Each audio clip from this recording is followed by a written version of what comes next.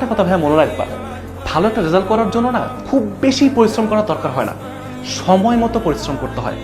তুমি অসময়ে সারাদিন পরে উল্টায় ফেলছো, এটা খুব একটা লাভ হবে না যদি তুমি সময়ের যে ব্যাপারটা সময় শেষ না করো। পরীক্ষার আগের এই সময়টাকে তুমি যদি ঠিকভাবে কাজে লাগাইতে না পারো, তুমি এরপরে যত বেশি কান্নাকাটি করো, চেষ্টা করো, এই রেজাল্টটা পাল্টাতে পারবা না।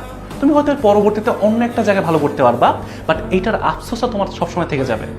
তোমার কাজ হচ্ছে এখন বাসায় সুন্দর মতো বসে পড়াশোনা করা, আর যখনই মনে হবে যে এগুলো আমার মাথায় ঢুকতেছে না, পারতেছি না, হবে না, তখন জাস্ট একটা কথা মাথার মধ্যে নিয়ে বসে থাকবা যে শেষ দেখে ছাড়বো, এটার যে লাস্ট কোথায় আছে পরীক্ষা পর্যন্ত আমি দেখে ছাড়বো, দেখি কি হয়, রেজাল্ট আমি দেখবো যে কত আসে।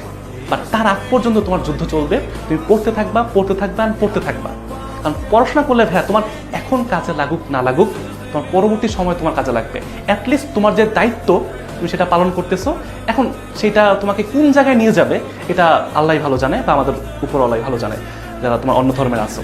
কিন্তু মেইন কথা ভাই একটাই, তোমার যখন যে কাজ ওই কাজটা ভালো করে করা। এখন কাজ হচ্ছে পড়াশোনা করার। এখন তুমি পড়াশোনা বাদ দিয়ে যেটাই করবা ওইটাই তোমার নিজের সাথে একটা বেইমানি হবে, একটা বলতে পারো চিটিং হবে। তো এটা করো না ভাইয়া, জাস্ট একটু মনোযোগ দিয়ে পড়াশোনা করার চেষ্টা করো।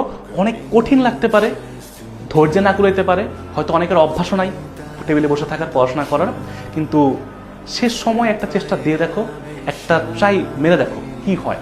তুমি যেইখানে আসো, যে অবস্থায় আসো, ওইখান থেকে ভালো করা সম্ভব।